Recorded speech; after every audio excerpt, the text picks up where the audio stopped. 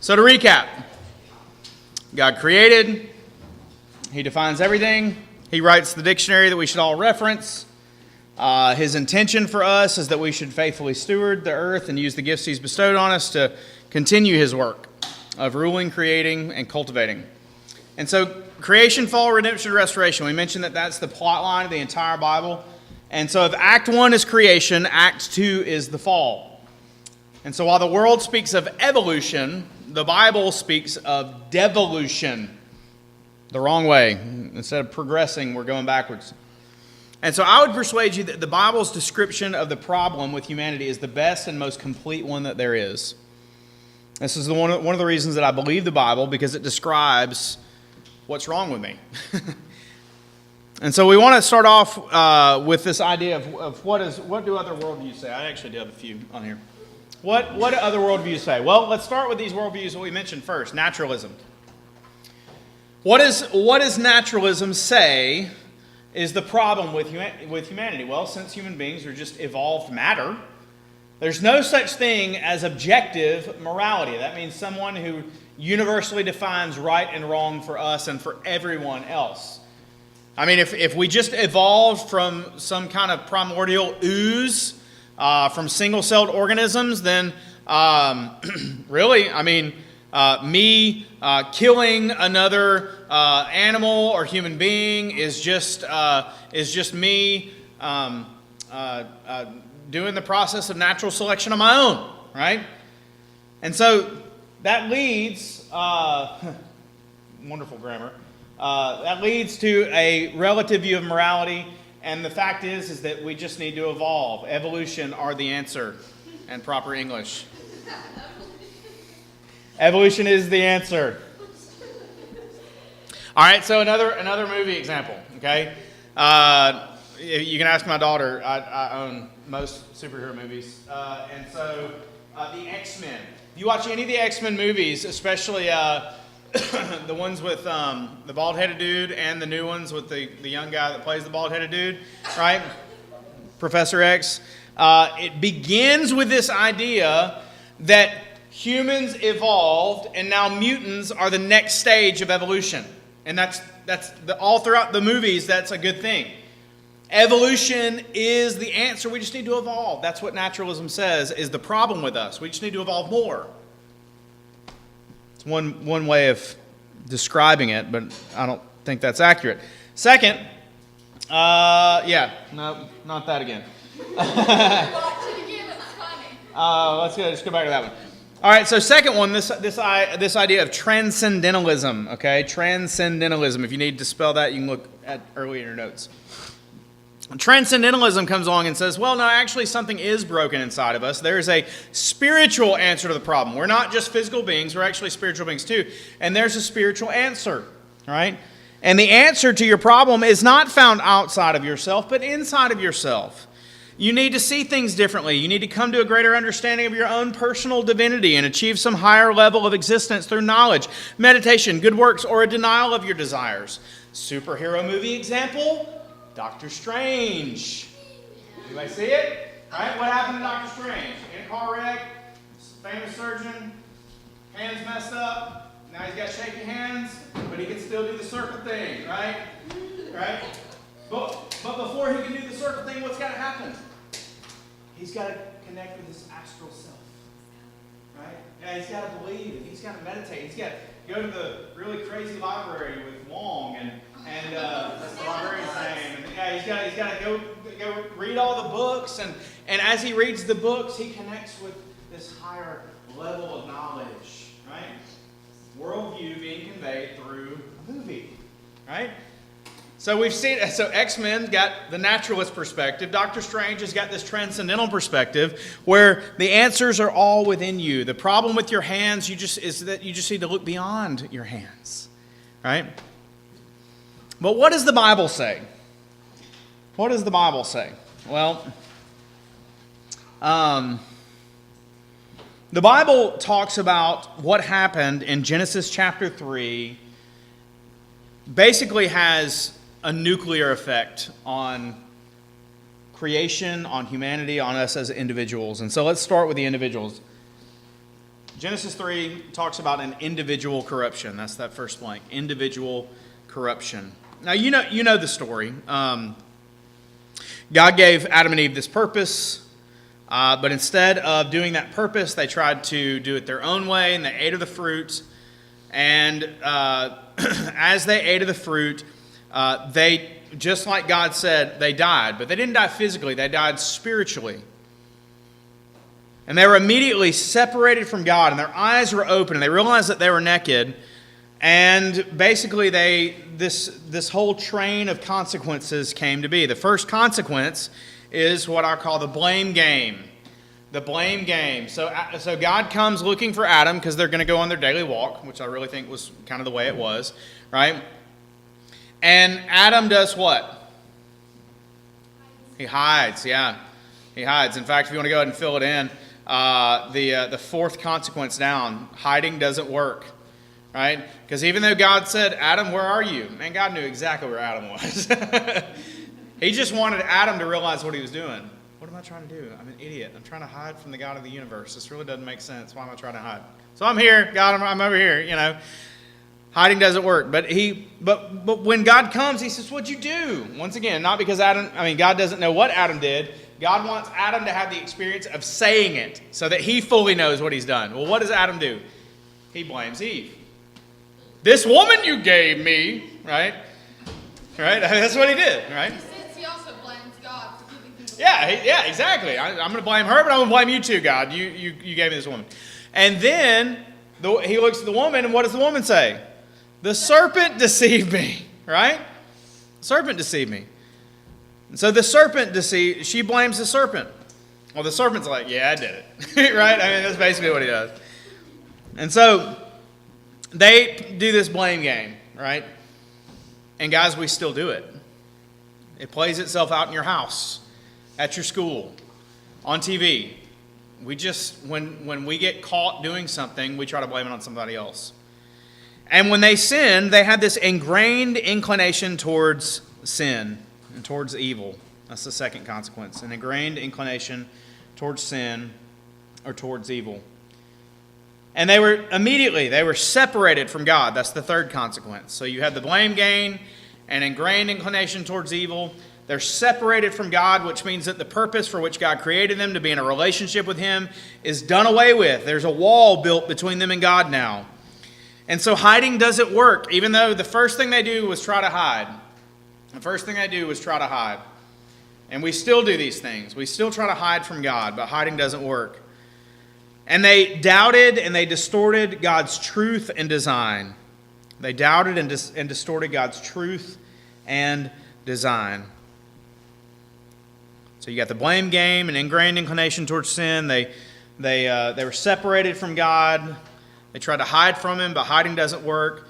And Satan deceived Eve by doubting and distorting God's truth and God's design. We still face all of these things today. But what did God do? God showed mercy. God showed mercy because they didn't fully die. They died spiritually, and they should have died physically, but God delayed that physical death in His mercy. And so that's Genesis chapter 3, individual corruption. But then we go to Genesis chapter 4, which tells us the story of Cain and Abel. And so you go from individual corruption to family corruption in Genesis chapter 4. Now, Genesis 4, we know the story of Cain and Abel. Basically, that Cain and Abel, they grow up, they work the fields and the flocks, and they bring offerings to God. And God embraces or receives Abel's offering, but He rejects Cain's offering. Now, He doesn't like pour out wrath on Cain. He doesn't really judge Cain. He just says, that's not the kind of offering that I accept. That's the kind of offering that I accept. But Cain gets mad, right? God's just trying to show that he must be approached in a way that He approves of or that He defines. That's that first blank. God must be approached in a way that He defines. Cain, you can't just approach me with that. I want you to approach me and worship me like Abel did. But Cain didn't receive that. Cain got angry. Cain made himself the victim, and that's what we do. That second blank. We victimize ourselves. Victimize. Victimize. Victimize. That's what we do. We victimize ourselves. Oh, God, what did you do to me? You didn't receive my offering. My anger is justified because you rejected me. But not only did Cain victimize himself and make himself the victim, but he victimized Abel. We victimize others. That's that top blank. He killed Abel. And this is what sin causes you to do. It causes you to victimize other people and strip them of their rightful human dignity. We began tonight talking about Larry Nassar and how could he abuse over 160 girls in the United States women's gymnastics team as young as 6 years old. How can somebody do that? Because sin causes us to strip other human beings of their rightful human dignity, the dignity that God has given them. We victimize others and we strip them of their rightful human dignity. But God showed mercy.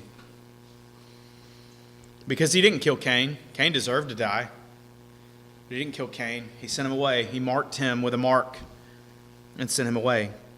So we've had individual corruption in Genesis 3, family corruption in Genesis 4. Now Genesis 5 and 6, we have worldwide corruption. Worldwide corruption. Everybody was corrupt. The culture was bloodthirsty. The culture was bloodthirsty. You had a man named Lamech. Lamech was a bad dude. Lamech killed people. Lamech was also the first one to have multiple wives. And that's the second blank. Women were being treated like objects instead of human beings. This is not a 2018 or 2017 problem to be solved by a hashtag, right? This is an age-old problem of sin in the human heart. Lamech has multiple wives and he's bloodthirsty. And these, third blank, these unspeakable things were happening. In Genesis chapter 6, there's this weird story about the sons of God coming down and having children with human women. And you're like, what in the world? It comes totally out of the blue. And there's several different interpretations of that story, but the one that I can kind of see, because I see it in modern day as well, is that in Genesis chapter 6, the sons of God, they are these kings, right, of these cities who claimed to be gods. Kind of like we saw in the Wonder Woman origin story, right? They claim divinity. And just like Kim Jong-un of North Korea, he claims to be a god. And they were having these children, and they were these great warriors. And the bloodthirst was just over and over, and it was getting worse and worse and worse. And so God sends the flood. But God, fourth blank, God showed mercy. You're seeing a pattern here. God showed mercy because he saved Noah. So we've seen individual corruption, we've seen family corruption, we've seen worldwide corruption, and now in Genesis chapter 11, we're going to see technological corruption. Technological corruption. All right? This is the story about Babel. About Babel. They had a brand new invention. It was called the brick. The brick. That was their invention, right? But they were happy about it. And they said, let's build a tower. And let's make a name for ourselves so that we won't be scattered all over the earth. What essentially the second blank, or the first thing there in technological corruption, they turned good things into God things. This is what we do. As human beings, we turn the good things that God gives us, because the brick was a cool invention. But they didn't just take it for what it was as a blessing. They turned it into a little g God, and they basically offered themselves to it. And they were seeking, second blank, they were seeking their own glory instead of God's glory. They were seeking their own glory instead of God's glory. And they sought to build this tower and make a name for themselves. And God said, no, we can't do that. And I'm not going to flood the earth again, but I'll confuse your languages. And God showed that technology can be used for good or for evil.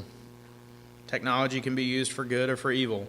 Whether you're talking about bricks or you're talking about smartphones, technology can be used for good or for evil. When you're talking about medical technology, technology can be used for good or for evil. Technology isn't inherently bad. It's what the human heart does with it, right? But God showed mercy, and that he only confused their language. He could have judged them. He could have poured out wrath again. He could have not flooded the earth, but he could have definitely judged just the the leaders who were saying they wanted to make a name for themselves. But ultimately, God showed mercy in only confusing their language. And then Genesis chapter 12 through 50, God's people corrupted. God's people corrupted. The flow of the Genesis narrative all hinges on Genesis chapter 12. Basically where God comes to Abraham, and just after reading in Genesis chapter 11 that God condemned these people, or he confused the language of these people who wanted to make a name for themselves and wanted to make themselves a great nation. Now God comes in Genesis chapter 12 and he looks at Abraham and he says, I will make you a great nation. I will make a great name for you.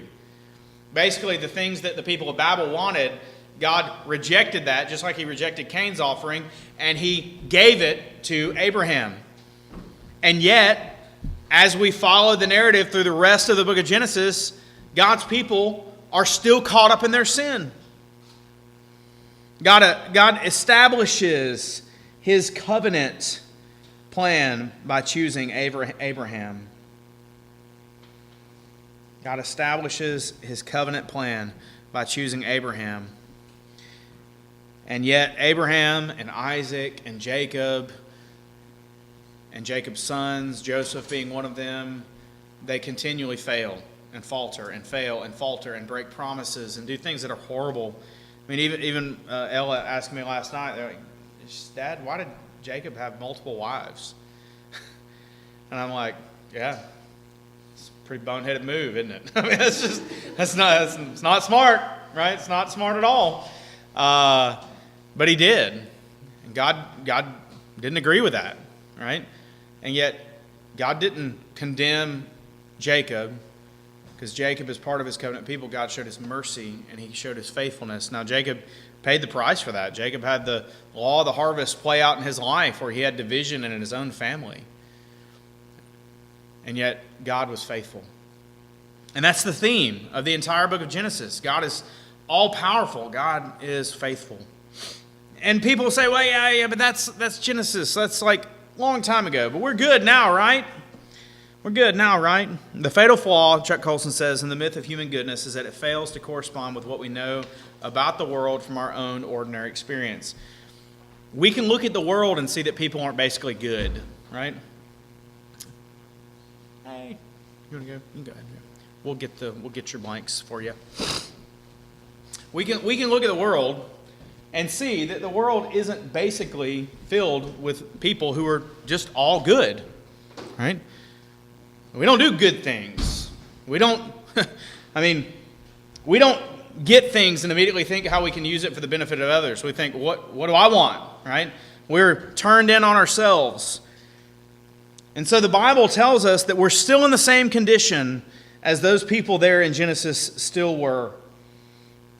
In fact, there's two types of evil in the world. There's natural evil, and there's moral evil. There's two types of evil, natural evil and moral evil. Natural evil is natural disasters, earthquakes, tornadoes, famine, drought, viruses, malaria, all of these things that have a huge impact on the human race. These natural forms of evil have their root back in the corruption of Genesis. But then, moral evil, where people choose to do bad things, has its roots all the way back there in Genesis. And so whether you're talking about Hurricane Harvey or Maria from last year, or you're talking about Larry Nassar, natural evil and moral evil, both of them have their roots in the human heart. Every good thing that God has given us can be corrupted. Every good thing that God has given us can be corrupted. And if we're left to ourselves, it will be. And every good thing that God has given us can also become an idol. Every good thing that God has given us can be corrupted, and every good thing that God has given us can become an idol. And so, what this tells us is we are our own worst enemy. Transcendentalism says, the problem's not outside of you, inside of you. The problem's outside of you. You need to look inside of you for the solution. And I look at my own life. I don't have to have anybody else's empirical evidence. I can look at my own life and say, no, I need to be saved myself, like within myself. Like I'm like Paul in Romans 7, "O wretched man that I am, who can deliver me from this body of death?" I have sin inside of me that has separated me from God. I'm in the same condition as Adam and Eve. I'm in the same condition as Lamech. Rachel Denhollander recognized this truth, that just as Larry Nasser had been convicted and declared guilty by this judge, that because she had sin in her life, sin nature, and because she was in her sin at one point in her life, that she needed Christ, that she had to cry out, that she needed forgiveness, that she had been guilty before a holy God. And so it's so important for us to recognize that God has bestowed a huge gift upon us, but we have corrupted it. We've chosen evil. And that has totally distorted the purposes of God. But God hasn't totally left us to ourselves. Chuck Colson says, in any society, only two forces hold the sinful nature in check: the restraint of our conscience or the restraint of our sword. Our conscience is that part of us that makes us feel guilty when we do wrong. All right? That's one of God's gifts to us, is that little conviction that comes upon us when we do wrong. But then the law. In Romans chapter 13, verses 1 through 4, Paul describes it. He says, "Let every person be subject to the governing authorities, for there is no authority except from God, and those that exist have been instituted by God. Therefore, whoever resists the authorities resists what God has appointed, and those who resist will incur judgment. For rulers are not a terror to good conduct, but to bad. Would you have no fear for the one who is in authority? Then do what is good, and you will receive his approval. For he is God's servant for your good. But if you do wrong, be afraid, for he does not bear the sword in vain. For he is the servant of God, an avenger who carries out God's wrath on the wrongdoer." The law is a restraining force on the evil of human hearts. So when you see a speed limit sign, that's God's grace to you. Because it's telling you not necessarily what God expects from you, it's telling you what is right in that context. 35 miles per hour on that road, right? And if you don't want a ticket, then don't break the law.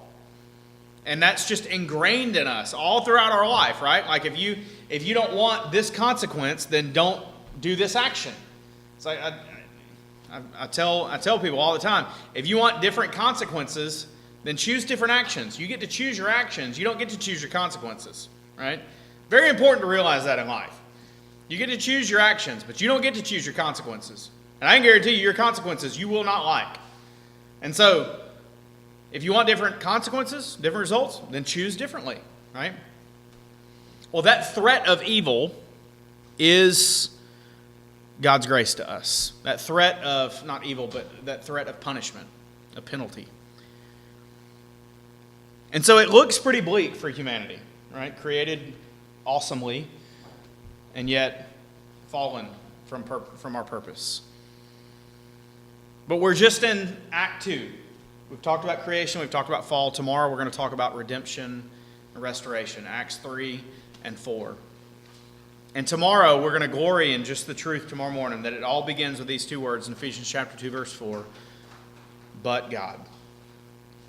God could have left us where we were, but he decided to intervene. And that's where we'll pick up tomorrow morning. And so with that in mind, let me remind you, questions, go in the phone jail, okay? We're going to gather back here at 9 o'clock in the morning, and we're going to do 2 more sessions. So we did 3 tonight, so the bulk of, we're already halfway through. And tomorrow morning, The sessions are really, they're shorter. They're geared more towards us really trying to have some discussion and try to think out loud about some things. And so come with some questions. And we're gonna get extremely current as we begin to apply this tomorrow, and we're gonna begin to talk about things and apply it to just life. We're gonna talk about modern, modern day issues that are in the news, that are on everybody's mind, things that you guys are gonna face. We're gonna also talk about core issues within ourselves, questions that we ask about ourselves, about purpose and identity. And even things like what God wants you to do with your life, and talk about how to find that, because that's all part of His plan. Talk about how your personality and the differences in your personality, the way that you contrast with everybody else here, how that's God's beautiful design and how God wants to use that for His glory. So tomorrow it's going to get really good as far as the hopefulness and the promise that the biblical worldview tells us about how God designed us, and that's really where the biblical worldview tells us something that the world can't even compare to.